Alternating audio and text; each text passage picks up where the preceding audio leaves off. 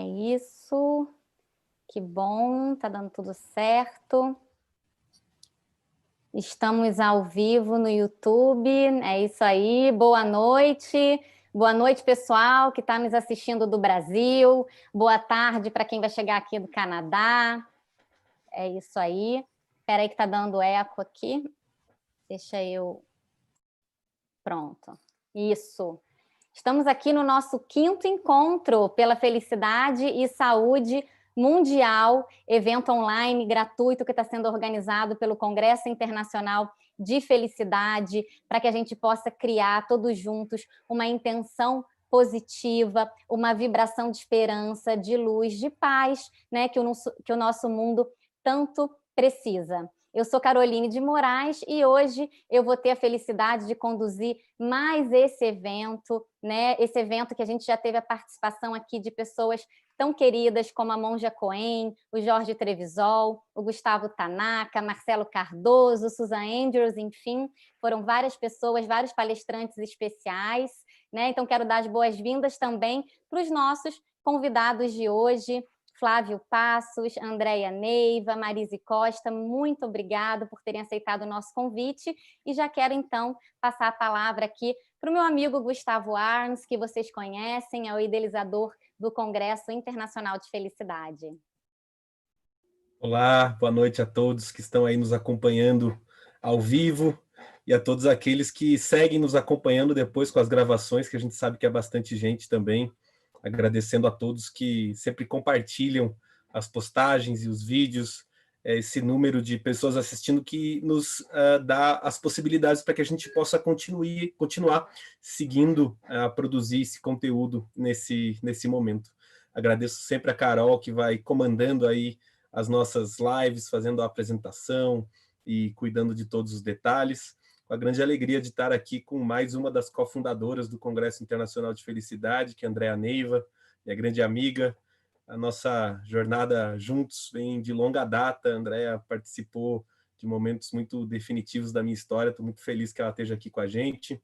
Marise Costa, amiga querida, cofundadora do Centro de Estudos de Felicidade de Natal, já está aí iniciando com um grupo de estudos de felicidade e bem-estar dentro do âmbito jurídico, que é uma façanha incrível. Eu que venho da área do direito sei a dificuldade que é trazer temas novos, muitas vezes dentro de direito, então muito animado com essa iniciativa, muito feliz que você esteja aqui com a gente hoje, compartilhando também os seus conhecimentos na área de sustentabilidade, tão importantes nesse momento. E o nosso convidado especial, Flávio Passos, que está aí conosco, palestrante no último Congresso Internacional de Felicidade, fez uma brilhante explanação, recebi feedbacks incríveis do público que esteve lá, tenho certeza que vai, mais uma vez, contribuir muito com a noite de hoje.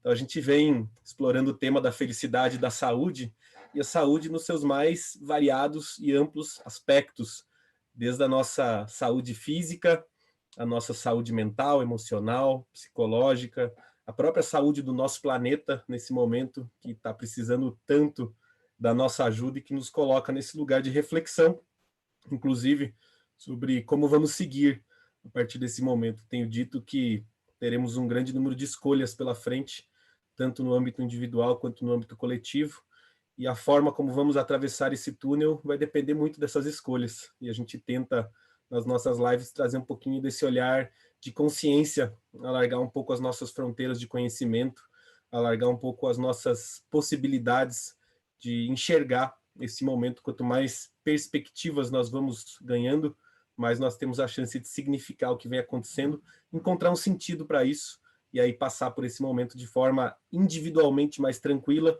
e coletivamente mais unida, mais segura, caminhando para um novo patamar de consciência, talvez, dentro daquilo que a gente vem conversando. Então, sem mais delongas, devolvo a palavra para a grande Carol e vamos seguir o barco. Obrigado, gente. Vamos junto. Obrigado, Gustavo. E, pessoal, como é comum, né, como eu faço antes de convidar os nossos convidados para a fala, eu queria compartilhar hoje uma mensagem com vocês também, né, como profissional de saúde mental, como profissional de saúde emocional. Muitas pessoas têm falado que têm usado esse momento para refletir sobre a vida, pensar no futuro, reformular, né? Recomeçar, ser mais criativo. E o autoconhecimento tem se mostrado fundamental para que a gente possa descobrir mais sobre nós mesmos, para que a gente possa, então, redesenhar as nossas vidas. Autoconhecimento é conhecer você mesmo, né? E um dos princípios para esse autoconhecimento é você saber como conhecer. Então, como que eu faço para me conhecer melhor, né? E como que eu uso as ferramentas que eu tenho disponíveis para saber quem sou eu, como eu me sinto, o que é importante para mim. E é isso que eu quero compartilhar com vocês. Um dos sistemas que eu uso, e aí é o meu caso em particular, que é um sistema que eu trabalho, é o Eneagrama, mas cada um tem o seu método. Mas com o Eneagrama eu aprendi muito sobre autoobservação, né? Você viver no momento presente, observando o que acontece com você internamente. E aí eu queria dar uma sugestão para vocês, para quem não tem ainda um sistema ou um método de autoconhecimento. E por uma semana, observe seus pensamentos, suas emoções e as suas reações. E anote isso num diário, tá? Depois de uma semana você pode analisar e ver se você encontra ali algum padrão. Então, por exemplo, imagine que você está assistindo uma notícia, aconteceu alguma coisa na situação externa e você vai lá, então tem um pensamento de que, por exemplo, você não está seguro. Note esse pensamento vindo e perceba que esse pensamento pode sim disparar uma emoção. Essa emoção pode ser o medo, então um pensamento que disparou uma emoção.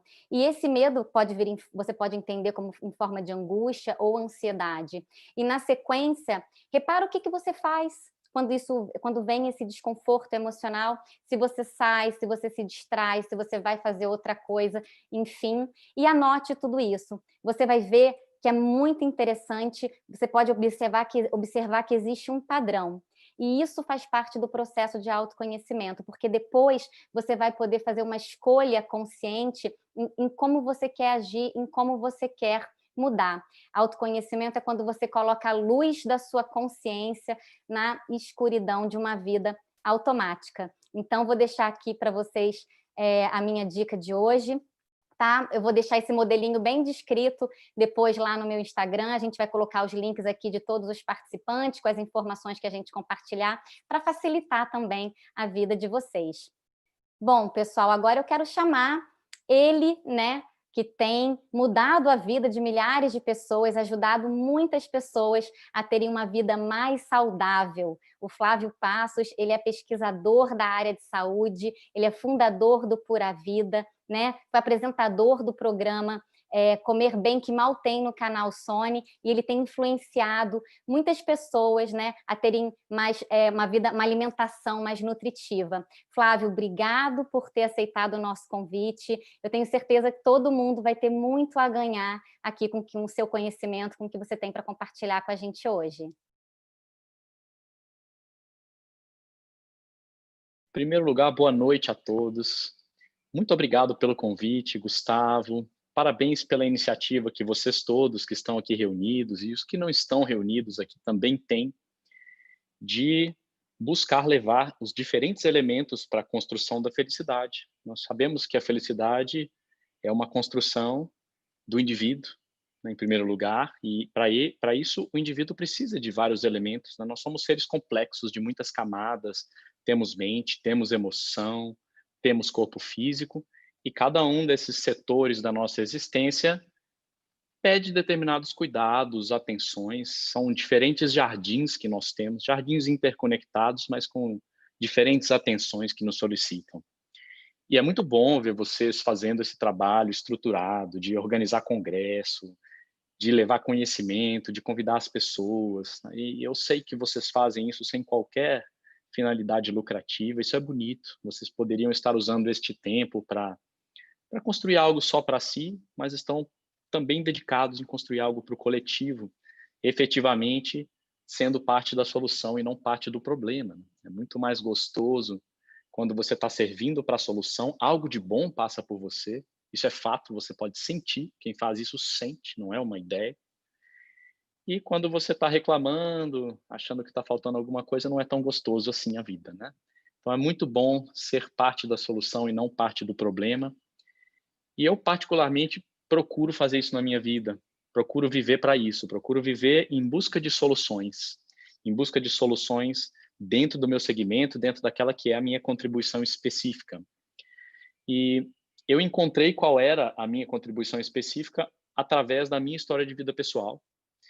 Eu nasci num organismo que tem determinadas complicações digestivas e que não aceita, não consegue se dar bem com aquilo que a gente chama de dieta normal, com grandes quantidades de açúcar, óleos inflamatórios, farinhas, alto teor de carboidrato, baixo teor de nutrientes, uma alta concentração de calorias vazias. Tem muita gente que até consegue, né, o corpo é tão bom, tão saudável, que consegue ir empurrando uma dieta fraca assim, né? Mas o meu corpo manifestou sintomas de doença muito cedo. Com 12 anos eu já tinha vários sintomas, eu já era mais gordinho, eu tinha um princípio de diabetes, aquilo foi agravando, com 15 anos virou síndrome do intestino irritável, gordura no fígado, princípio de cirrose, não alcoólica, mas por excesso de açúcar, que é o que eu comia principalmente, eu não sabia de nada disso. Tinha transtorno de déficit de atenção, uma dificuldade de focar a atenção por períodos prolongados, era muito difícil ler, estudar, aprender e até mesmo conversar, terminar uma frase era difícil. E, puxa, vivia gripado, meu sistema imune era precário, vivia muito mal. Nessa época eu conheci um médico muito especial, com muito conhecimento, e me chamou a atenção quando eu entrei na sala de espera do consultório dele e eu li escrito a frase: faça do seu alimento o seu remédio. Aquilo foi como uma chave que entrou na minha mente e abriu, né? Porque até então comer para mim era sinônimo de entretenimento ao paladar.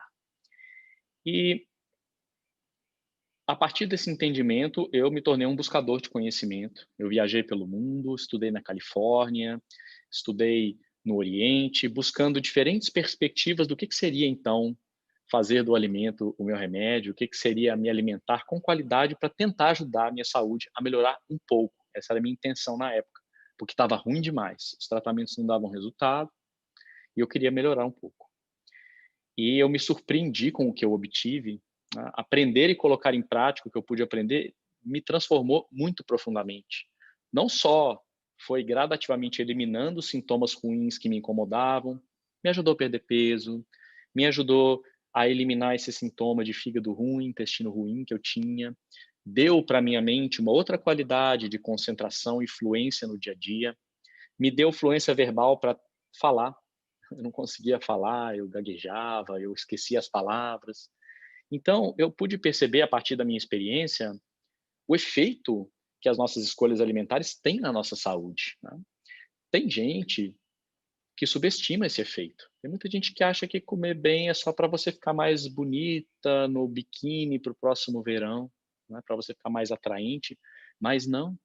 Comer bem é um constituinte da felicidade.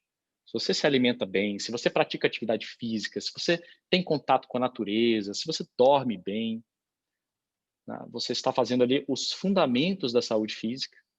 E sem saúde física é mais difícil você cultivar saúde mental, é mais difícil você cultivar saúde emocional, porque tudo aquilo que se passa no seu sangue, nas suas glândulas, vai afetar a sua forma de sentir, pensar, interpretar os inputs da realidade, né? Tudo aquilo que você capta através do seu olhar, da sua audição, vai vir como uma informação, mas será afetado pela forma, pela composição do seu cérebro, o que está acontecendo dentro do seu cérebro, né? Por exemplo, se o seu cérebro está irritado por uma inflamação intestinal, é apenas natural que você interprete com uma certa irritação os fenômenos do dia a dia, né? Há uma conexão cérebro-intestino, chamado gut-brain axis em inglês, que mostra que aquilo que se passa no seu intestino afeta profundamente o estado da sua mente, te coloca predisposições a se incomodar, a reclamar ou a sorrir, a ter clareza para solucionar problemas. Então, considero muito difícil um processo de autotransformação e evolução pessoal que não considere o cultivo para a saúde. Eu acho que esse é um dos fundamentos da felicidade. Essa é a minha experiência de vida, não li isso em algum lugar.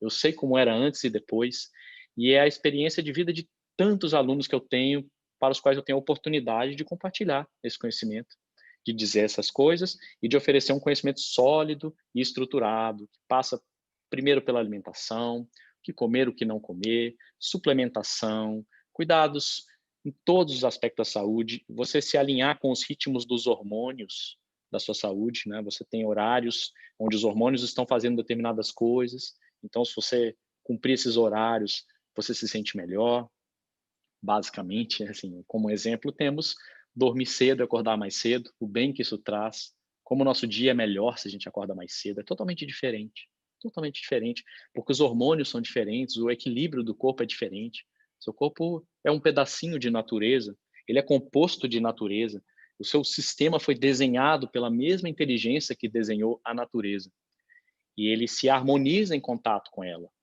inclusive com o contato dos ciclos circadianos do dia e da noite.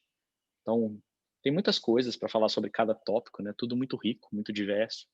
Mas esse é um tópico importante, porque nós estamos na era da informação, das telas, das luzes artificiais, o tempo todo, a maior parte do dia de muita gente, e eu me incluo nisso, está em olhar para uma tela de luz artificial. E a gente precisa aprender a equilibrar essas coisas, a gente precisa encontrar um balanço entre a tecnologia e a natureza de onde viemos e que somos até hoje. Nós somos natureza, nós vivemos num corpo natural. Esse corpo natural gosta de se alimentar daquilo que é natural, daquilo que é minimamente processado e destruído pela indústria, tá? Que tem o seu papel, naturalmente, ao multiplicar a quantidade dos alimentos e que agora está começando um processo de transformação. As indústrias alimentícias de todo o mundo estão se reformulando para não só oferecer quantidade, mas também qualidade. Então, é um processo lento, um processo demorado, mas a gente já pode observar várias empresas com esta mentalidade, né, de realmente ter cuidado com os ingredientes que utiliza, não só no discurso, mas na realidade, de realmente trabalhar com a mentalidade de, bom, antes de dar lucro, esse produto tem que fazer bem para a pessoa, tem que ser um produto saudável. Se há um conservante que afeta o microbioma intestinal, não posso usar, por mais que ele faça o produto durar mais tempo, porque isso vai prejudicar a pessoa. Então, esse tipo de ética corporativa faz parte do futuro da indústria da alimentação. Já existem inúmeros exemplos de empresas no mundo todo. Aqui no Brasil também temos várias. A Pura Vida, que é a empresa que eu fundei, é uma delas. Ela foi fundada com este conceito de oferecer o que tem de melhor no universo dos suplementos, alimentos, cosméticos naturais.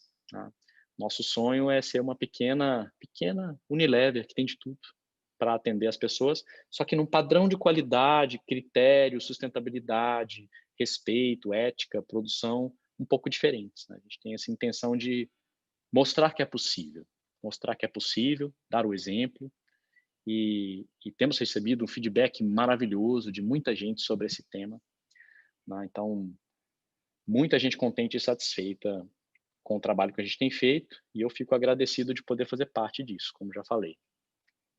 Aqui hoje eu venho falar para vocês, compartilhar um pouquinho de um conhecimento importante que eu tenho observado ao longo do tempo, que tem sido compartilhado pelos meus médicos professores, pelos geneticistas com os quais eu estudo, pelos nutricionistas que me instruíram ao longo da vida, né? Pessoas experientes, pessoas que já viveram muito e que têm muito o que ensinar.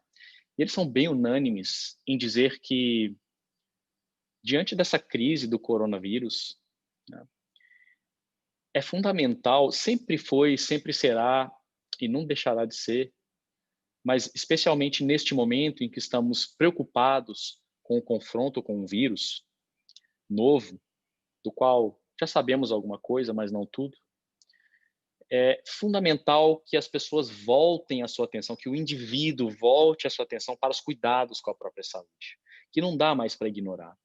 Para saber disso, você não precisa ser um gênio. Você pode apenas observar as estatísticas do grupo de risco do coronavírus 2019.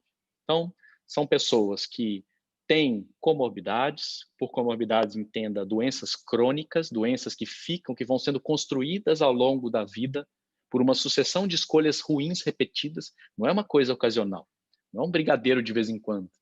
É um brigadeiro de manhã, um de tarde, no dia seguinte um bolo, depois um refrigerante, e aí você vai ao longo dos anos construindo as principais e mais mortíferas doenças da atualidade. Diabetes, obesidade, diabetes tipo 2, tá? Essa é construída. Diabetes tipo 2, obesidade, hipertensão, câncer, doenças cardíacas, todas essas doenças são as doenças que colocam a pessoa no grupo de risco. Este é o risco do coronavírus, você estar doente, você estar fraco. Né? E o que te deixa tão fraco assim? O que pode contribuir? Será que você herdou uma genética pior? Eu posso dizer da minha experiência, pela história que eu contei aqui, que não. Isso não é uma herança. Você tem uma genética com predisposições específicas que são só suas, isso é um fato, mas o que ativa, o que faz a ativação dos genes são as suas escolhas. Este é o nome de um braço da ciência chamado epigenética, que demonstra que 80% do que você experimenta na sua saúde ao longo da vida é decorrente daquilo que você escolhe fazer. E só 20% é herdado. Né? Então, se sua mãe é obesa, se o seu pai tem diabetes, você vai ter uma predisposição a isso. Mas só se você seguir o estilo de vida que construiu isso neles. Então, você pode interromper e até modificar a sua genética ao longo da vida, transmitindo para o seu filho, para sua filha no futuro, algo melhor. Este é o princípio de algo que precisa ser absorvido pela nossa cultura global. Eu chamo de cultura da saúde. É o caminho da saúde. É você tomar como uma prioridade os cuidados diários com a saúde. Isso pode soar chato, mas não é chato, é super gostoso cuidar do seu tesouro, cuidar do seu corpo, cuidar do seu bem-estar, observar gradativamente a cada dia você acordando um pouquinho melhor do que no dia anterior, observar o seu progresso, observar o próprio progresso em qualquer área da vida, seja financeira, profissional, seja nos relacionamentos, é muito bom. É uma sensação, assim, acho que todo mundo conhece essa sensação aqui, ver que você está caminhando para frente. Que delícia, né? Se acordar um dia um pouquinho melhor do que ontem. E com a saúde é assim também. Quando você aprende, absorve o conhecimento, entende a estrutura do que você precisa fazer, e eu diria que esse é o melhor começo, estudar, aprender, antes de dar um passo, saiba qual passo dar, né? Buscar conhecimento. Aprender, colocar em prática, ver a sua saúde se transformando, ver sintomas desaparecendo, ver a sua pele melhorando, seus cabelos melhorando, ver o seu sono acontecendo melhor, com mais estabilidade, não acordando à noite com insônia. Né? Tudo isso são frutos naturais de você buscar se aproximar daquilo que o seu corpo precisa, do que a saúde precisa. Estudar as necessidades e contemplá-las. E, particularmente, eu acabei de oferecer para os meus alunos uma mentoria de 7 horas de duração sobre imunidade. E aí a gente foi estudar o que é imunidade, quais são as partes do sistema imune. Então, nós temos duas partes. Nós temos um sistema imune inato, que é aquele que está sempre pronto, é a sua primeira linha de defesa. Tem várias partes desse mecanismo, mas basicamente as células de defesa do sistema inato, quando você é infectado por um vírus, seja ele qual for, coronavírus, HPV, qualquer vírus, influenza, o mecanismo é o mesmo. Entra um vírus invasor, as células de defesa primárias do sistema inato trabalham para conter essa expansão, enquanto o corpo tem tempo suficiente para estudar esse vírus. Tudo isso acontece de um jeito muito elegante, muito silencioso e muito sofisticado, os mecanismos fisiológicos da imunidade. E o que acontece é que, enquanto a multiplicação do vírus está sendo barrada, e a primeira linha de defesa está lutando, esses primeiros policiais não treinados estão atacando, defendendo, impedindo o vírus multiplicar, o corpo estuda o comportamento, as características, a composição desse vírus e desenvolve as chamadas defesas especializadas. Essa é outra parte do sistema imune, é o sistema imune especializado, que vai e, de fato, inutiliza a multiplicação daquele vírus, bloqueia. Né? Então, é como se fosse um franco-atirador que sabe exatamente onde acertar no inimigo. É um inimigo treinado, ele foi criado para vencer aquele vírus em particular, aquela mutação daquele vírus. Né? E este processo, ele acontece ao longo da nossa vida em diversas instâncias. Você confronta vírus diversas vezes, né? Você é habitado por alguns vírus, existem vírus dentro do seu corpo agora mesmo. Milhões de vírus. É o que é chamado de viroma. É o conjunto de vírus, a maioria deles inofensivo. Alguns promovem algum dano, mas de uma forma controlada pela imunidade. De vez em quando, alguns se estabelecem, alguns conseguem driblar essa imunização e ficam por ali esperando o enfraquecimento da sua imunidade e se manifestam. É o caso, por exemplo, do vírus da herpes. Toda vez que a imunidade cai, o vírus tem espaço para se manifestar. Mas o que faz do coronavírus algo particularmente ameaçador, sobretudo para quem está no grupo de risco? A rápida capacidade de multiplicação. Ele multiplica muito rápido, não só fora, e por isso promove um contágio tão rápido, mas também dentro do seu corpo. E o projeto do vírus é entrar no seu corpo e encontrar células que têm a composição nutritiva que ele precisa para sequestrar a composição nutricional, beber disso e multiplicar-se. É isso que o vírus quer com você. Ele é um parasita predador. É mais ou menos como o ser humano com a natureza, assim, bem parecido, né? Só que, como esse vírus se multiplica muito rápido, se a sua imunidade inata está enfraquecida por algum motivo, ele não consegue conter a multiplicação do vírus. O vírus ele multiplica muito rápido.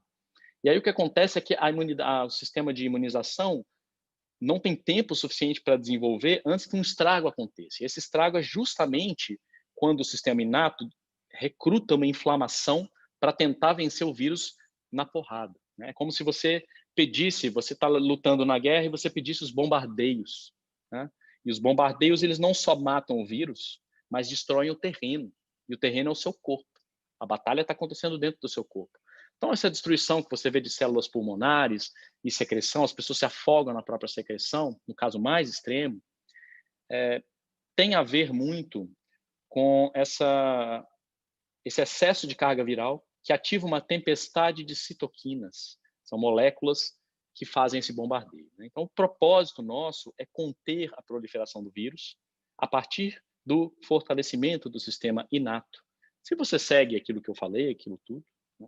Você se alimenta bem, dorme bem, pratica atividade física, não deixa faltar nutrientes fundamentais, naturalmente que o seu sistema imune vai trabalhar muito bem, caso você não tenha uma imunodeficiência, caso você não tenha uma comorbidade, para conter a doença, né? De forma que você possa se enquadrar naquele grupo de assintomáticos. Os sintomas são resultado da luta do seu corpo contra o vírus. E quando você não deixa essa luta crescer muito, os sintomas são mínimos ou inexistentes. Então é isso que os meus professores têm trazido, conhecimento sobre isso. É hora, mais do que nunca, de priorizar o cuidado com a saúde. É hora de aprender a se alimentar. É hora de evitar açúcar a todo custo. Açúcar é um imunossupressor que enfraquece a imunidade por até 6 horas depois que você come uma porção, tome uma latinha, né? Então, é hora de enxergar com mais clareza o que tem valor neste mundo, deixando de acreditar em coisas como a felicidade se encontra dentro de uma latinha vermelha, né? Não é assim que funciona a coisa. Você precisa, na minha opinião, o que me ajudou muito foi estudar sobre a composição dos alimentos e sobre o que o meu corpo precisa, aprender a olhar para os alimentos, decifrá-los e compor uma alimentação, uma dieta, um estilo de vida. É o nome correto. Dieta significa estilo de vida, não é algo temporário que você faz. Dieta vem do grego diaita. E este é o ponto, né? Mais do que nunca, nós precisamos focar na construção da saúde. Não espere ouvir isso dos médicos ainda. Alguns médicos falam sobre isso, mas o grande corpo médico geral não estudou sobre saúde o suficiente. Estuda sobre como tratar doenças, mas não estuda sobre como fortalecer a saúde, nutrientes, alimentos. Então esteja atento. Ouça mais os nutricionistas neste quesito do que os médicos, ou procure médicos especializados, médicos que foram além da especialização de universidade. Busque esse conhecimento que vai te ajudar a fortalecer a sua saúde, coloque isso como prioridade primária nesse momento. É o que vai determinar que, num confronto com o vírus, provável que você faça esse confronto, seja agora, seja daqui a 1 mês, seja daqui a 6 meses, seja daqui a 2 anos, esse vírus não vai desaparecer, ele vai continuar pelo planeta Terra, ele se multiplica muito rápido, é impossível extinguir um vírus, a menos que ele se extinga por si próprio, porque ele mutacionou em algo que inviabilizou o contágio. Isso pode acontecer. Mas, se ele sumir, logo surge outro, e outro, e outro. E o segredo de viver bem nesse mundo é você estar saudável, você estar bem, para você não ser surpreendido num processo de doença com um inimigo invisível que pode te cobrar muito caro. Bom, como tem outras pessoas para falar, eu não quero levar mais tempo do que eu já levei, mas eu espero que esse recado, por mais que ele possa ser desconfortável no princípio, né, acho que é muito desconfortável quando alguém fala para a gente que a gente tem que mudar alguma coisa na gente, né? Eu também muitas vezes sofro quando a minha esposa fala que eu tenho que mudar algum algum hábito que não está legal, né? Sempre tem um incômodozinho, por mais que eu busque ser melhor, por mais que eu esteja aberto para evoluir, né? Eu sei que há essa resistência interna e com a saúde é particularmente difícil, né? Ouvir sobre comer menos açúcar, aquela fonte de prazer, aquele deleite, aquele degustação que traz tanto conforto temporário, mas que cobra um preço alto. Eu sei que às vezes traz um desconforto, mas eu te convido a ouvir com carinho essas palavras. São palavras de quem passou por esse processo, de alguém que sabe o preço que se paga por comer essa dieta que se chama de normal, e que hoje, com um pouco de cuidado, eu não faço um grande esforço para cuidar da minha saúde, eu sou empresário, eu cuido de 2 empresas, trabalho muito, e mesmo assim consigo fazer as escolhas certas, consigo dar para o meu corpo aquilo que ele precisa, e é uma felicidade profunda viver assim. É isso, gente. Para finalizar, porque eu vou partindo logo na sequência, que eu tenho um compromisso, eu quero agradecer mais uma vez pela oportunidade, eu espero que eu tenha sido útil, espero que vocês tenham gostado, e parabéns mais uma vez pela iniciativa de compartilhar coisas boas com tanta gente. Muito obrigado. Flávio, muito obrigada. Palavras de muita sabedoria, foi muito importante mesmo. Eu vou até pedir para as pessoas que estão nos assistindo que compartilhem esse link com seus amigos para que eles possam assistir depois. E Flávio, onde que as pessoas podem te encontrar? Você quer deixar um endereço, Sim. alguma coisa assim? Uhum. Quem quiser acompanhar o que eu posto nas redes sociais, os conhecimentos, as inspirações, @Flávio Passos, meu nome. Fácil, Instagram, tem Facebook, tem tudo que você preferir. Quem quiser assistir algumas aulas gratuitas que eu tenho sobre esses conhecimentos, tem uma super importante chamada O Inimigo Invisível, e ali não tem a ver com o vírus, tem a ver com insulina, excesso de insulina, um mal moderno muito comum. Está disponível gratuitamente para qualquer um. Flávio Passos, meu canal no YouTube. Quem quiser conhecer apuravida.com.br, nossa empresa de alimentos, produtos naturais, está convidado também. Ótimo, eu vou até colocar o link aqui depois também no vídeo para as pessoas encontrarem mais facilmente. Muito obrigada pelo seu tempo, gratidão imensa, tá bom? E a gente se vê numa próxima vez, então. Eu sei que você tem que ir. Muito obrigada. Boa noite a todos e muito obrigado pela oportunidade. Boa noite. Tchau, tchau. Muito especial, hein, pessoal, tá? Esse encontro já começou assim, maravilhoso. Obrigada pela participação de todos. E agora quero chamar também uma amiga muito querida, né? Ela que é cofundadora do Centro de Estudos de Felicidade de Natal, é professora da UFRN, né, da Universidade Federal do Rio Grande do Norte, faz parte do grupo de pesquisa de felicidade e cidadania, está conduzindo um movimento de felicidade muito bonito, né, lá em Natal, Marise Costa, e ela vai trazer um componente muito importante, assim como o Flávio falou de saúde, né, de nutrição, da importância sobre tudo isso, ela vai trazer o componente ambiental, né? Olha que rico. Marise, seja bem-vinda, obrigada por aceitar o nosso convite, e esse palco virtual agora é todo seu.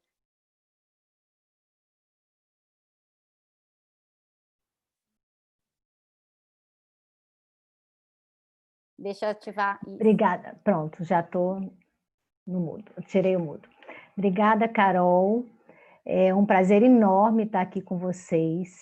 Agradeço demais o convite. É uma honra para mim estar aqui para conversar sobre questões tão importantes. E parabenizar também, assim como fez o Flávio, pelo evento. Eu tenho assistido todos. Está sendo uma riqueza nesse momento, né? Que a gente está precisando de tantas coisas boas, e é isso, eu estou aqui de qualquer forma para contribuir nesse debate, trazendo, né, o Flávio tratou mais da questão interna da nossa saúde, e eu vou agora abrir um pouquinho a visão, tratando como Carol falou, da questão ambiental, de componentes da questão ambiental que se aplica nesse momento, né? Nessa análise da felicidade, da conexão entre felicidade e saúde mundial. E aí, quando a gente fala de meio ambiente, de componente ambiental, de sustentabilidade, muitas vezes as pessoas associam ao ambiente natural, apenas ao ambiente natural. E a gente quer colocar aqui que a ideia de trazer a questão ambiental para esse contexto tem a ver com a compreensão do ambiente como a nossa casa, né? O eco, né? O eco de ecologia vem de oikos, né? Que é uma palavra grega, e que tem a ver com a casa, nossa casa comum, que é o planeta. Cada vez, nesse momento, fica mais claro como estamos todos numa casa comum, né? Então, essa ideia do alargamento da compreensão do que a gente está dizendo quando tá tratando do meio ambiente ultrapassa muito do ambiente, unicamente do ambiente natural, tá certo? Então, essa observação eu queria fazer desde o início. Eu separei a minha fala, porque eu vou também controlar aqui meu tempo, que eu falo demais. Eu separei a minha fala em 3 momentos. Eu vou fazer uma introdução inicial, né? O que a gente precisa compreender com relação a essa pandemia ligada ao componente ambiental, depois falar um pouquinho desse momento atual, a relação com a questão ambiental e depois o pós-pandemia. Então, vou tentar, nesses minutinhos que eu tenho, dar conta aí desse recado.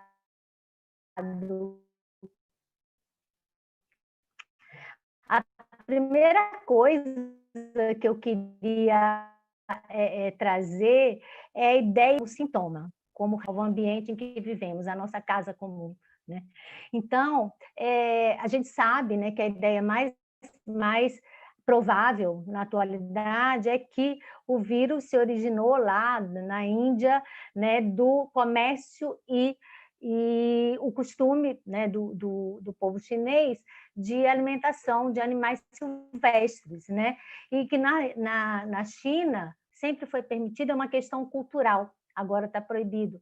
E aí, isso reflete, esse ponto específico reflete uma forma de uma falta de uma compreensão com relação ao acesso ao ambiente natural, porque os biólogos, né, os estudiosos nessa área nos mostram que no ambiente natural existem milhões de vírus que são adaptáveis àquele ambiente. No momento em que aqueles vírus saem para outro ambiente, o ambiente humano, as nossas cidades, eles podem causar questões muito sérias, problemas de saúde muito sérios, como já aconteceu em outros momentos e agora ganhou um efeito, né, uma consequência muito maior com essa pandemia. Então, essa questão da utilização de animais silvestres na China era permitido, agora está proibido. No Brasil é crime ambiental desde 98, mas isso não impede que aconteça muitas vezes no interior do país pela falta de fiscalização. Mas o que eu queria destacar? O fato que essa situação ocorrida na China, ela não ficou lá, né? Ela causou esse problema todo, e não é só na China, o comércio de animais silvestres acontece em outras partes do mundo, principalmente na Ásia. Então, é um reflexo de como nós nos relacionamos com os ambientes naturais. E é um ponto dessa forma indevida dessa relação. Então, quando a gente tem desmatamento, destruição dos ecossistemas, né? Quando a gente tem toda uma forma insustentável de nos relacionarmos com o ambiente, a gente tem uma série de consequências. Então, é interessante a gente compreender, já fazer essa conexão, que a crise atual não é uma crise só sanitária, tem sido definido como crise sanitária, um desastre sanitário, mas não é só sanitária, tem toda uma relação com uma crise ambiental, com a forma como nós nos relacionamos com o nosso ambiente, e que tem a ver muito com a nossa forma, na nossa educação fragmentada, né? Da gente não compreender as interações, as conexões, né? A gente foi educado numa ciência tradicional que separou sempre as coisas, e aí a gente não vê muito essa relação. Às vezes, em sala de aula, para fazer essa relação, compreender que a gente não está separado do ambiente, eu pergunto para os alunos, você sabe de onde é que vem a água que você está tomando? Você sabe para onde vai o esgoto, né? A gente toma, depois a água vai para algum lugar. Você sabe para onde é que está indo o esgoto? O lixo que você está jogando na lixeira saiu da sua vista, muitas vezes você não sabe nem para onde é que vai. Você sabe se ele está contaminando algum ambiente? Então, assim, a gente está nas cidades, a gente foi separado, né, da natureza, houve uma cisão homem-natureza, como até o Flávio colocou, né, que não existe isso, a gente está dentro de uma biosfera, então a gente foi separado e a gente não compreende essas relações. E essa situação atual, esse momento atual, é um momento de sair da caixinha, né, e compreender tudo mais que está envolvido nessa questão. E aí eu trouxe uma observação que muita gente não sabe, essa preocupação com a forma com a qual a gente se relaciona com o ambiente, ela não é nova. Desde 1970, ou seja, desde o século passado, já existiu uma grande preocupação iniciada pelos cientistas, e que provocou todo um movimento de rediscussão do crescimento no mundo. Então, em 1970, houve uma reunião de um grupo chamado Clube de Roma, com cientista, com economista, que chegou à compreensão de que não se podia viver o mundo não podia viver a partir de visando o crescimento infinito num planeta com limites finitos. Então, isso levou, naquele momento, até esse relatório que foi publicado, chamado Relatório Limites do Crescimento, propôs o crescimento zero, né? Que até deu origem à ideia do decrescimento, né? Então, dá uma aliviada na forma como estava acontecendo o crescimento naquela época. E isso inspirou várias conferências internacionais, desde 72 até agora, a Rio +20, no Rio, o Brasil sempre foi um protagonista na questão internacional no tratamento do meio ambiente. Infelizmente, isso mudou nos últimos anos, principalmente no ano. E aí, toda essa forma de compreensão da finitude dos recursos diante do crescimento infinito levou a uma série de pensamentos, uma série de reflexões, e aí se derivou, eu acho que todo mundo já escutou falar, a ecologia profunda, a ecologia integral, a ecologia política até, a economia ecológica. Então, toda essa preocupação voltada, traduzida na forma de como nós nos relacionamos com aquilo que produzimos. E interessante que essa preocupação, ela teve como foco a preocupação com a geração futura, né? Então, lá no primeiro artigo lá da Declaração de Estocolmo, em 72, fala da necessidade de nos darmos conta das ações presentes com relação ao futuro das gerações que viriam. Só que isso não... Assim, claro que a gente não pode dizer que não deu resultado, claro que deu resultado. Durante esse tempo todo aconteceram outras conferências, acordos, tratados, uma série de movimentos a nível internacional, mas não a ponto de alterar significativamente, em escala, a forma como nós produzimos e nós consumimos. Então, a gente tem ainda, no mundo todo, a felicidade associada à aquisição de bens materiais. A gente tem para ser, né? Se a gente tem determinadas coisas. E isso é um grande equívoco, um grande problema ambiental que é totalmente relacionado com essa atual situação que a gente está vivendo, que a gente quer comprar coisas, né? A gente quer comprar, que a gente quer descartar, a gente não se preocupa muito como essas coisas são produzidas. E essa pandemia, ela vem fazer com que a gente comece a prestar atenção também a essas questões. Essa pandemia, ela nos traz, ela coloca na superfície a globalidade dos efeitos negativos da nossa forma de consumir e de produzir. Não dá para a gente separar, está tudo conectado, está tudo dentro da mesma casa comum, do mesmo planeta. Por outro lado, essa pandemia tem revelado escancarou as desigualdades sociais que a gente tem no mundo, né? De uma forma muito clara. No Brasil, principalmente, nos países do hemisfério sul, a situação é cada vez mais crítica e revela também o acesso dessas populações a direitos básicos. Água e saneamento, por exemplo, são direitos humanos declarados desde 2010 pela ONU. Né? E as pessoas não têm água nem para lavar a mão. E são essas pessoas que vão ser mais fragilizadas, que estão sendo mais fragilizadas nesse contexto. E, além de tudo, e aí eu não posso deixar de colocar, a gente tem a vulnerabilidade de algumas populações, como a população indígena, tantas coisas que têm acontecido nas últimas semanas com relação à população indígena, né?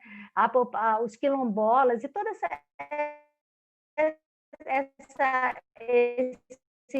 esses setores mais vulneráveis. O Brasil tem uma situação bem interessante, porque a gente, nesse contexto, ainda tem uma falta de ética, uma falta de escrúpulo, né, de alteração de legislações protetoras dessa população e o aumento de fiscalização nessas áreas. Então, está aumentando o desmatamento, aumentando a invasão de terras indígenas. Então, é uma situação muito séria que a gente está verificando, atingindo essas populações de forma muito, muito forte. E aí, tratando sobre tudo isso, eu não posso deixar de considerar o fato de que ficou evidente como nós somos prejudiciais ao ambiente, porque os rios estão ficando menos poluídos, o ar também menos poluído. Então, tudo isso que o pessoal está dizendo, mas porque o ambiente melhorou, porque agora a gente vai ter outro... É pontual, pessoal, é transitório. Isso não significa que vai demorar muito tempo.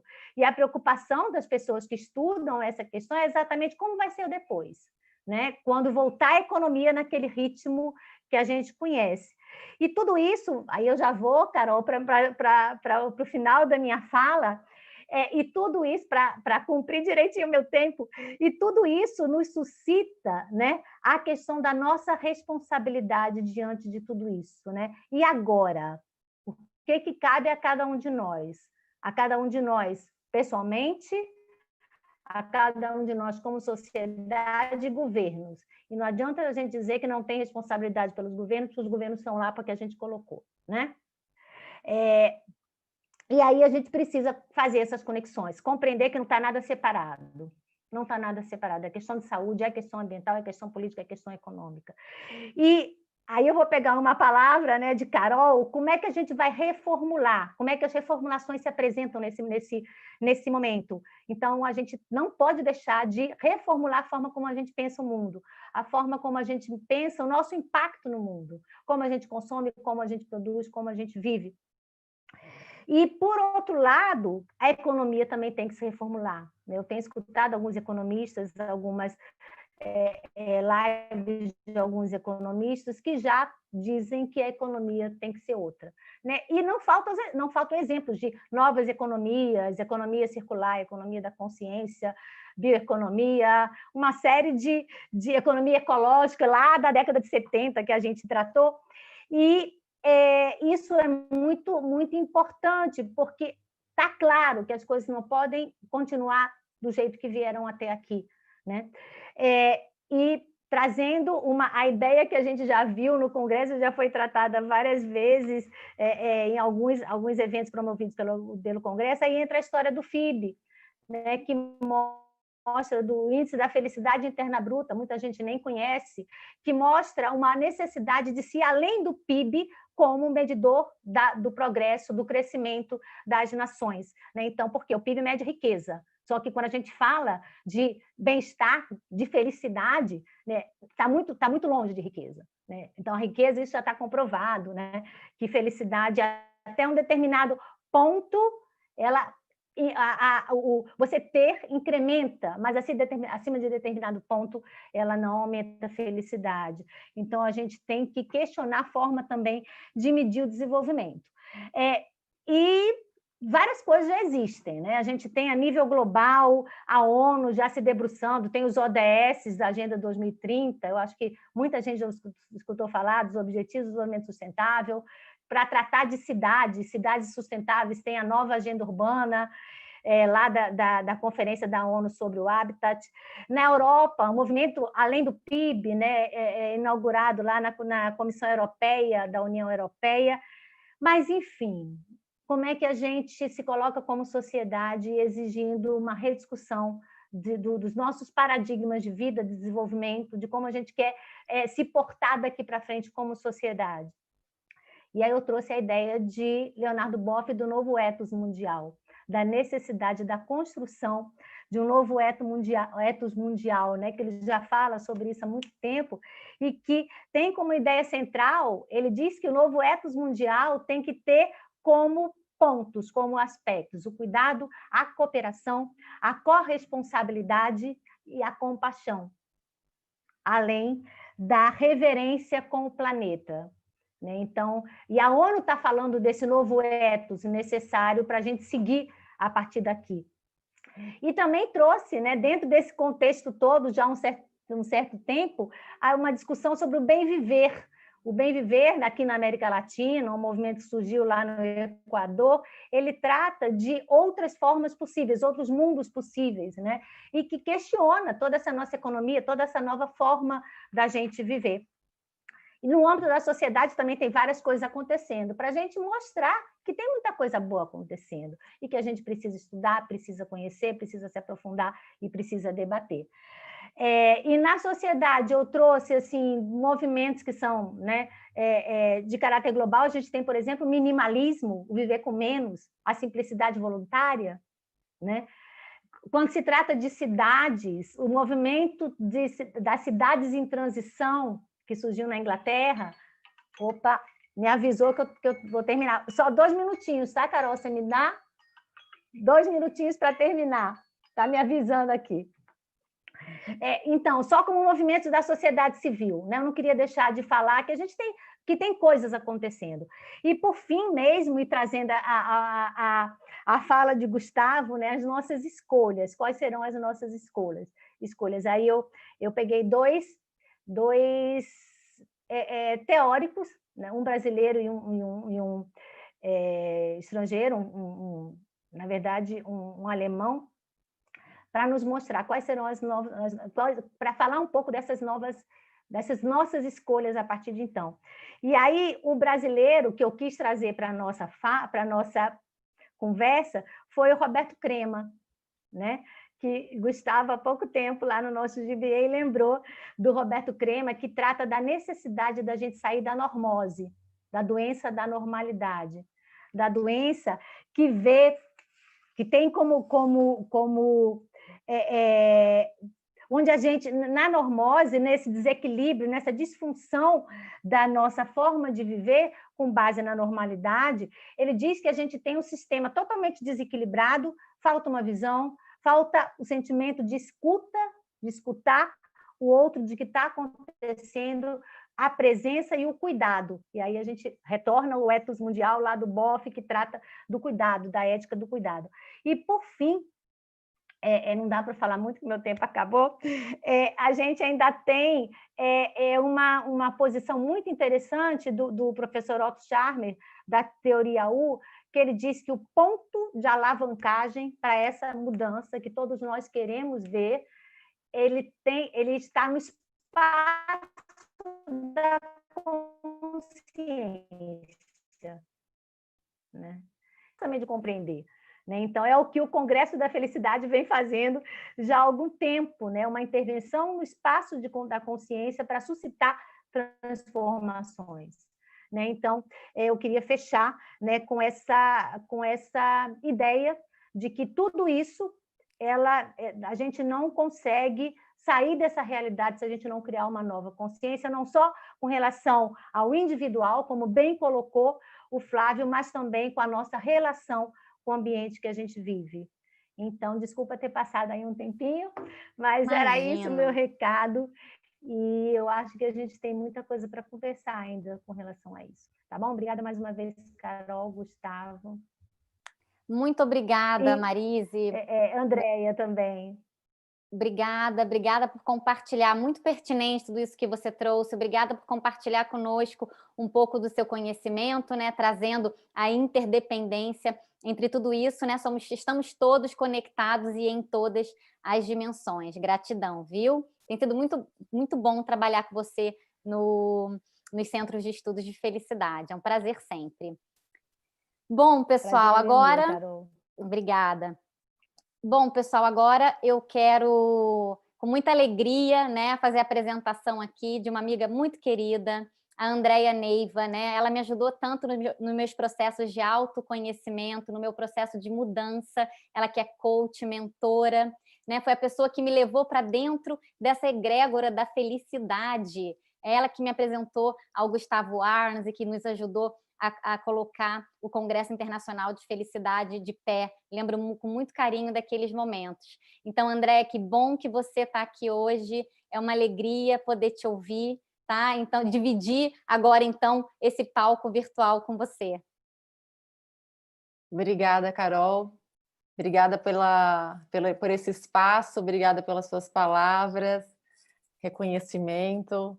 Obrigada, meu amigo Gustavo, por esse congresso online, por esse espaço aqui para a gente poder levar essa luz, né? Obrigada, Marise, por suas palavras, muito rico o seu conteúdo. E eu entendo que eu vou finalizar essa conversa com aquilo que eu faço, que é um trabalho integrativo, né? O meu trabalho ele é uma mentoria integrativa justamente porque ele traz esse âmbito da gente se ver como um indivíduo, mas também dentro do coletivo. Então, a gente habita a nossa ecologia interior dentro da ecologia do planeta. É tudo integrativo, né? A gente é um ser que o nosso estado de presença nos leva por um estado de sustentabilidade interior. Sem sustentabilidade interior, a gente não é possível a gente habitar esse planeta com consciência. E o que eu acho interessante ressaltar aqui é que o estado de felicidade ele vem trazendo para nós essa consciência do cultivo do estado de presença. Só que para a gente poder cultivar a presença, a gente precisa de um mínimo de estrutura e condições para isso, como água, alimento, saúde. A gente agora passou por uma situação que a gente ficou à flor da pele, o medo da morte, né? O medo da perda da saúde, que são os nossos bens ativos principais, porque sem vida e sem saúde a gente não pode exercer nada na nossa vida. E eu penso que a gente tem uma situação muito privilegiada, né, como pessoas que têm condições a não só o básico, mas também é uma fonte de conhecimento que nos permite manifestar a felicidade através da nossa capacidade de desenvolver a consciência. E como nós temos essa possibilidade, eu acredito que é de nossa responsabilidade ser o pulmão e o coração do mundo. A gente precisa sustentar, unindo forças, a capacidade de manter a elevação e a frequência alta do planeta. Como? Cultivando um estado de presença, cultivando um estado de consciência, porque assim a gente vai movimentando o nosso ecossistema, trazendo uma nova perspectiva de vida para todos que estão à nossa volta, que ao mesmo tempo vai levando a volta deles e a gente vai podendo sustentar as energias e humanidade que é sensibilizada nesse momento por falta de acesso a conhecimento e especialmente as questões básicas como água, alimentação, saúde, proteção, cuidado, né? Quanta gente não tem uma família, não tem o que comer, não tem o que beber. Como que essa pessoa vai pensar em cultivar um estado de presença se ela não pode nem ter o direito à sobrevivência? Então, a gente precisa cultivar essa responsabilidade. E o que é um estado interior de sustentabilidade? O Flávio falou ricamente sobre a saúde, a Marise fala sobre um estado de sustentabilidade planetária e como é que a gente cultiva a sustentabilidade interior. A gente, como um ser orgânico e natureza, a gente também está dentro dessa inteligência que criou o mundo, né? E a gente é uma fonte de recursos naturais ligado direto da fonte. Então, por exemplo, se a gente não conhece todo o nosso sistema que a gente habita, né, as nossas fontes, os nossos recursos naturais, a gente pode esgotar rapidamente essas fontes. Como é que eu posso incrementar e utilizar de forma inteligente o meu sistema? Então, a gente precisa primeiro conhecer o nosso sistema. Como é que eu vou pilotar um carro? Por exemplo, se eu sou uma Ferrari e eu não conheço o meu sistema, eu coloco etanol para essa Ferrari funcionar e eu não estou colocando um combustível apropriado. Então, preciso tomar consciência de quais são esses recursos que tem na na minha casa, na minha morada, né? Então, tomar consciência dos meus recursos espirituais, as minhas fontes energéticas, como é que eu consigo aumentar o incremento de energia, manter essa energia e multiplicá-la, como é que eu consigo aumentar a minha vitalidade além da alimentação, fazendo uma integração orgânica, porque se a gente vai olhar o processo da natureza, ela é um sistema altamente inteligente, altamente produtivo, altamente orgânico, e é uma empresa de ponta, porque nada se perde na natureza, tudo se renova, tudo tem ritmo, tudo tem seu ciclo aproveitável, renovável, de uma fonte infinita e inesgotável. Quem esgota a fonte da natureza é o homem. Que tipo de homem? O homem inconsciente, o homem adormecido, o homem sem consciência. Então, se a gente faz um trabalho de consciência, a gente vai começar a entender que, além dos recursos vitais, a gente tem uma fonte de inteligência capaz de analisar o que está à nossa volta e utilizar de forma coerente e racional aquilo que nós temos disponível. Se a gente entende que nós somos um conjunto de emoções, a gente pode aprender como utilizar esse recurso, que é uma fonte de energia em ação, como é que a gente aciona essa emoção para que ela nos impulsione e seja uma mola propulsora de uma fonte de vitalidade, de conhecimento inesgotável. E se a gente entende o funcionamento do nosso corpo, a gente também consegue habitar esse corpo utilizando esse mecanismo material de forma proativa e também com uma fonte inesgotável de longevidade. Então, como é que a gente vai cultivar esse estado coletivo, individualizado, né? Em colaboração com o bem maior?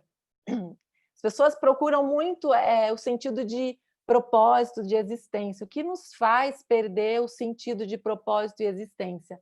O não conhecimento de si mesmo. Eu não sei quem eu sou, eu não sei para que eu nasci, eu não sei para que eu vivo e eu não sei qual é a minha missão aqui nesse planeta. Eu simplesmente me coloco num padrão de indivíduo que eu não tenho nada a ver com o coletivo, mas nós somos como células de um grande organismo, né? E eu estou convidando nós aqui, como seres responsáveis que estamos no caminho do despertar de consciência, para nós ativarmos o coração do planeta, porque um organismo ele não vive sem um coração. Ele pode viver sem um rim, ele pode viver sem um pedaço de intestino, ele pode viver sem uma perna, mas ele não vive sem um coração.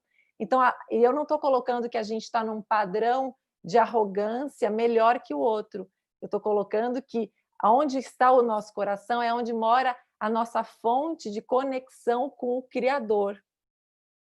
E a gente, como ser que está no caminho do despertar, a gente já está ativado na conexão da fonte do Criador, que é a fonte do recurso inesgotável do viver, né? Consciente, do viver da prosperidade. Eu digo que é a prosperidade interior. E a gente, como a gente acredita, muitas pessoas acreditam que a fonte de prosperidade é uma fonte de riquezas financeiras. E como a Marise falou muito bem, e a gente sabe que a felicidade interna bruta ela não é medida pela quantidade de finanças que você tem. Você precisa de um mínimo de dinheiro, mas depois, por exemplo, isso é um exemplo. Digamos que você precisa de R$1 milhão para ser feliz. Uma vez que você atingiu esse 1 milhão, 100 milhões não vai fazer diferença na sua vida. A gente precisa de um recurso mínimo para ter uma estabilidade que nos promova uma qualidade de vida. Para a gente conseguir, então, perpetuar o estado de felicidade, a gente precisa desse cultivo de presença. E como é que eu cultivo a presença dentro de mim para viver dentro, habitando essa ecologia interior, me tornando um ser sustentável, com fontes e recursos, né, inesgotáveis? Eu preciso fazer o caminho da conexão com a minha essência. Mas como é que eu me conecto com a minha essência? 2 dicas assim primordiais. É preciso silenciar. O cultivo do silêncio é uma das fontes inesgotáveis. Se você prestar atenção, a segunda fonte é a respiração. Se você prestar atenção, quando você está respirando, na sua inspiração e na sua expiração existe uma pausa. Essa pausa é o silêncio. é quando a gente se conecta com todo o registro cósmico, quando a gente se conecta com o ritmo da natureza, quando a gente se conecta com o ritmo dos planetas, com o ritmo da existência. Então, no cultivo do silêncio, a gente vai aprender a refinar a nossa capacidade de escuta interna, né? Como disse o Boff, a gente precisa entrar na capacidade de refinar os nossos ouvidos para escutar quais são os chamados que a nossa alma tem. Mas a gente não consegue fazer isso se a gente vive na normose do crema, né, que a Marise trouxe. A gente não consegue, porque o mundo normótico é o mundo dos amortecimentos. Por que está sendo tão difícil para as pessoas viver a quarentena?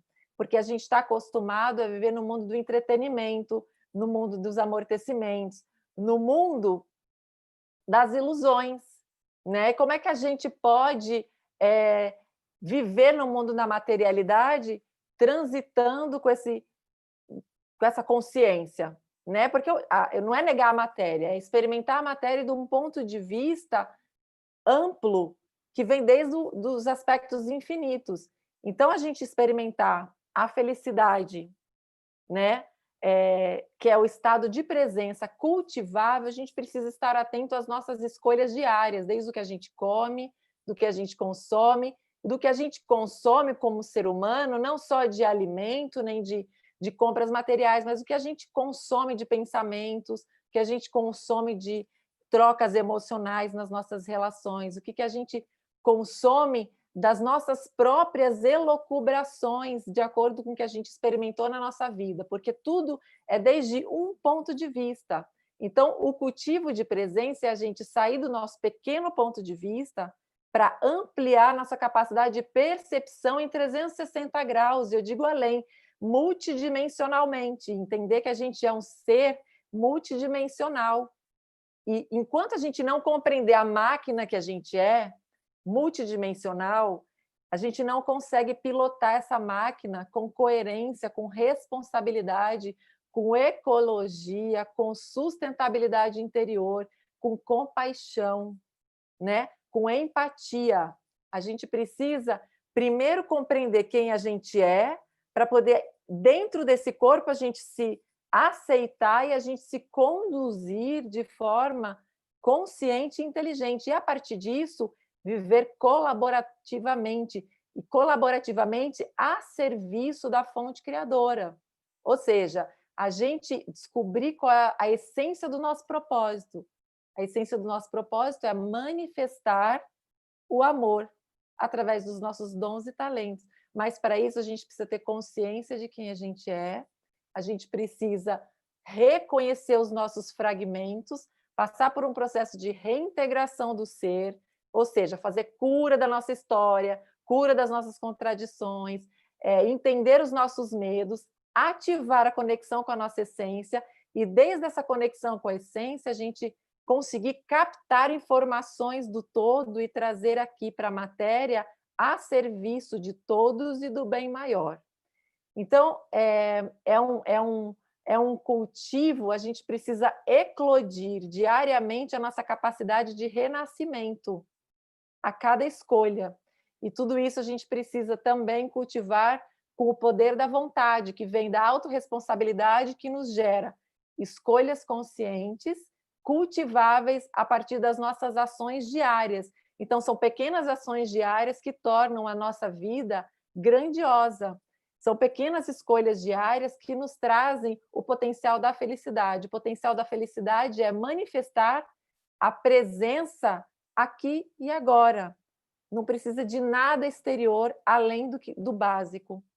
É a gente se equipar para experimentar os chamados da nossa alma. Então, a partir dessa informação, a gente precisa cultivar com ações diárias. E eu queria propor para vocês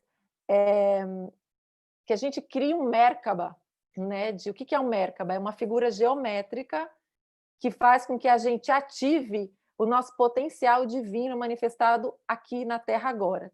Toda a natureza ela tem uma geometria sagrada. E nós, como fontes e fatores da natureza, nós também temos a nossa geometria sagrada. Todo o corpo é feito com uma geometria sagrada. O nosso som individualizado, ele tem uma geometria sagrada. Só que quando a gente vai experimentando as formas distorcidas de viver a vida, ou seja, uma forma não sustentável, uma forma desconectada do todo, desconectada da fonte, desconectada da nossa essência, a gente vai desconfigurando a nossa energia, a nossa geometria sagrada. Então, eu queria convidar vocês para que a gente ativasse esse Merkaba, que é essa geometria sagrada no nosso corpo, conectado com a fonte criadora, para que vocês possam ativar essa energia momentum a qualquer instante. Então, assim, você se pegou estressado no dia a dia, você se pegou deprimido, faltou energia, você pode ir lá num cantinho, em 1 minuto, fazer essa reconfiguração energética, ativar esse Merkaba em você, e você vai ter um fiat de luz para você se dar um power, como uma carga extra que você vai dar no seu celular. Assim, às vezes ele está acabando a bateria, você precisa carregar só um pouquinho para você dar conta de seguir. Então, isso é um Merkaba de conexão que a gente chama de fiat de luz. Eu canalizei isso para a gente fazer aqui juntos. E eu queria, então, convidar vocês a fecharem os olhos um pouquinho, para que a gente possa fazer essa ativação. A gente inspira profundamente pelo nariz, a gente solta pela boca. A gente inspira e relaxa o nosso corpo. E agora a gente visualiza no centro do nosso peito uma luz brilhante. E do centro dessa luz, ela faz um círculo dourado na nossa volta. E esse, em nome do eu sou o que eu sou, você repete: eu sou um círculo mágico de proteção a meu redor. E você cria um círculo mágico dourado em volta do seu corpo, criando um ambiente sagrado.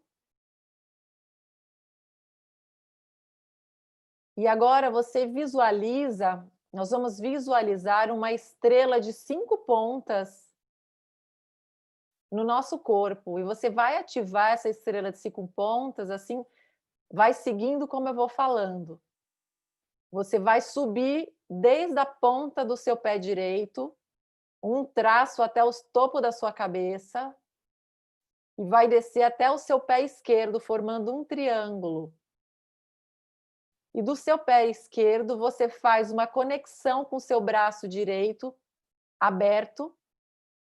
Seus braços estão abertos na lateral do seu corpo. Então, você ativa desde o pé esquerdo até a mão direita, essa figura.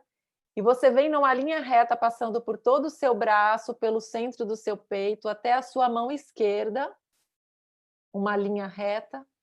E essa linha reta na ponta da sua mão esquerda, ela vai se conectar com o seu pé direito. E a gente formou uma estrela de 5 pontas. E essa estrela de 5 pontas é um pentagrama. E ele está ativado agora no seu corpo. E pelo seu poder de vontade, você repete em nome do eu sou o que eu sou luz. Eu sou luz.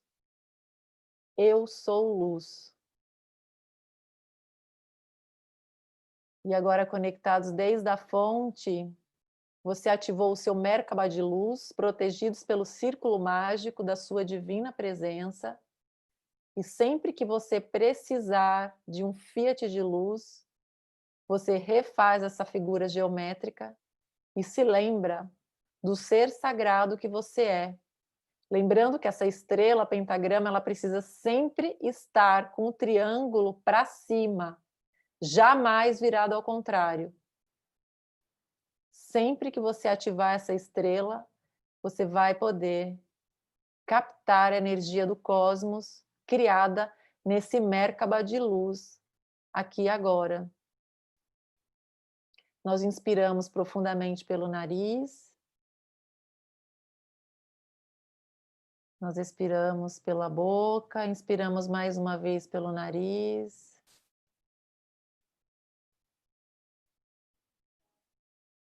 Nós soltamos pela boca. Lentamente a gente vai voltando. E eu queria convidar vocês a um processo de se autoconhecerem. Eu distribuo normalmente no meu Instagram diversas formas de trabalhar essa forma integrativa de autoconhecimento. Uma das características do meu trabalho é trabalhar justamente essa composição integrativa que somos nós, olhando para esse aspecto espiritual não religioso, para o aspecto mental cognitivo, para o aspecto emocional, para o aspecto físico, nos conectando com a nossa potência interior e, a partir desse lugar, mudando a nossa relação com nós mesmos, com o outro, com a vida, que inclui o planeta, e com o Criador, que é a nossa fonte de vida e de manifestação. Então, a Carol vai distribuir, né? Você me encontra no Andrea_Roque, R-O-Q-U-E Neiva. E eu deixei um presente para vocês também no meu canal do Telegram. Então, você pode acessar pelo link da minha bio, que está lá no Instagram. Tem uma fonte de 7 meditações para você ativar os 7 chakras em você. Tem 7 decretos e fiats de luz para cada chakra, para você fazer uma purificação do seu sistema.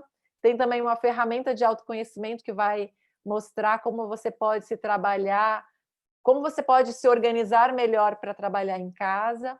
E tem outros conteúdos muito ricos lá nesse Instagram, que estão disponibilizados gratuitamente para você. E é com muito amor que é tudo feito. Espero que você possa ativar o seu conhecimento interno e que nós nos comprometamos